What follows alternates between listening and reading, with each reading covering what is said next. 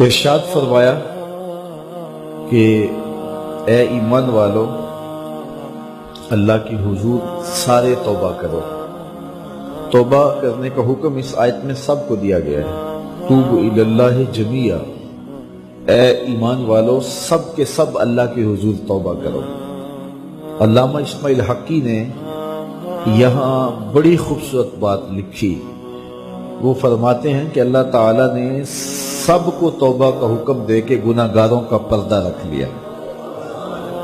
اگر صرف گناہ گاروں کو کہا جاتا کہ تم توبہ کرو اور ان پر واجب کر دی جاتی اور نیکوکاروں پر توبہ کرنے کا حکم نامہ نہ رکھا گیا ہوتا تو پھر گناہ گار توبہ کرتے تو وہ نمایاں ہوتے۔ تو یہاں نیکوکاروں کو کہا گیا ہے کہ تم بھی توبہ کرو، بدکاروں کو کہا گیا ہے تم بھی توبہ کرو۔ نیک توبہ کریں گے تو درجے بلند ہوں گے، گناہ گار توبہ کریں گے تو گناہ معاف ہوں گے۔ اور رسول اللہ صلی اللہ علیہ وسلم نے کمال کرم فرمایا، حضور خود ایک دن میں 70 مرتبہ سے زیادہ استغفار کرتے تھے اور حضور نے اپنا عمل لوگوں کے لیے چھوڑا۔ تو اللہ تعالیٰ کی یہ کرم نوازی ہے، اس کی صفت ہے کہ وہ ستار ہے، وہ پردہ پوش ہے اور بندوں کو رسوا نہیں کرتا۔ تو اس طرح اجتماعی طور پہ توبہ کرنے کا اس نے ہمیں حکم دیا۔ توبہ ما قبل کے سارے گناہوں کو مٹا دیتی ہے۔ رسول کریم صلی اللہ علیہ وآلہ وسلم نے ارشاد فرمایا، التائب من الذنب کمن لا ذنب لہ، گناہ سے توبہ کرنے والا ایسا ہوتا ہے جس طرح اس نے گناہ کیا ہوا ہی نہیں، اس کی زندگی پر کوئی گناہ ہے ہی نہیں۔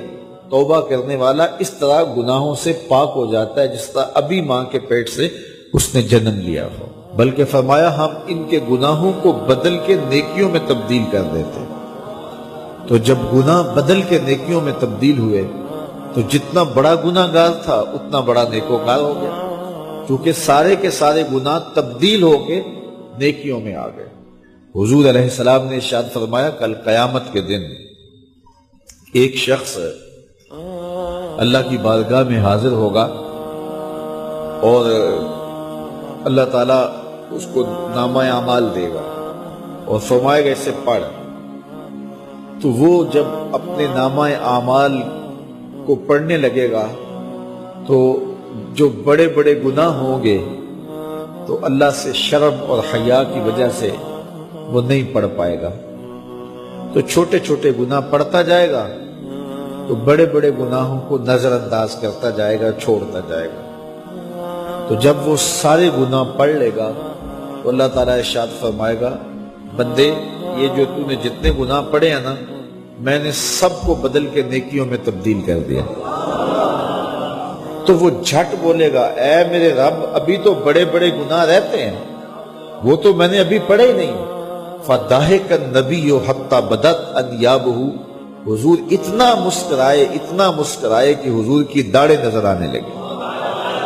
کہ پہلے گناہ چھوڑتا جاتا تھا لیکن جب کہا کہ یہ تیرے بدل کے نیکیوں میں تبدیل کر دیے تو وہ کہتا مالک ابھی تو بڑے بڑے میرے گناہ رہتے ہیں، میرے تو ابھی بڑے بڑے گناہ رہتے ہیں۔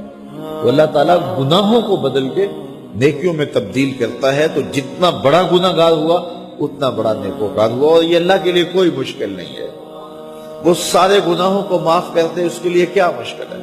اگر سمندروں کی جھاگ سے بھی زیادہ گناہ ہے، رب کہتا ہے میری چوکھٹ پہ آؤ تو صحیح، دامن پھیلاؤ تو صحیح، میری دہلیز پہ آؤ تو صحیح، میں تمہارے سارے گناہ معاف کر دوں، بلکہ بدل کے نیکیوں میں تبدیل کر دوں۔ حضرت عمر کا زمانہ ہے، آپ جانتے ہاتھ میں کوڑا رکھتے تھے،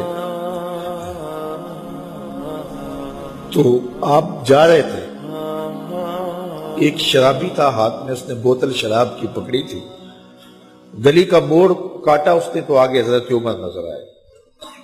حضرت عمر تو موقع پہ سزا دیتے تھے، ہاتھ میں درہ پکڑا ہے تو اس نے دل ہی دل میں کہا مالک عمر کے قہر سے بچا لے، پکی توبہ کرتا ہوں آج کے بعد شراب نہیں پیوں گا، اور جلدی سے وہ شراب کی بوتل بغل میں دبا لی۔ حضرت عمر بھی سر پہ پہنچ گئے، اور جھڑک کے کہا کہ یہ تیرے پاس کیا ہے؟ تو ڈرتے ہوئے کہا حضرت سرکہ ہے۔ تو عمر سے کہا نکال۔ تو جب نکالا تو واقعی سرکہ ہو گیا تھا۔ جو رب شراب کو سرکے میں بدلنے پہ قادر ہے، وہ رب گناہوں کو نیکیوں میں بدلنے پہ بھی قادر ہے۔ تو اس کے در پہ کوئی آئے تو صحیح، جھولی پھیلائے تو صحیح۔ ہم تو مائل بکرم ہیں، کوئی سائل ہی نہیں۔ راہ دکھلائیں کسے، راہ روے منزل ہی نہیں۔ کوئی اس کی دہلیز پہ تو آئے، اس کی چوکھٹ پہ تو آئے۔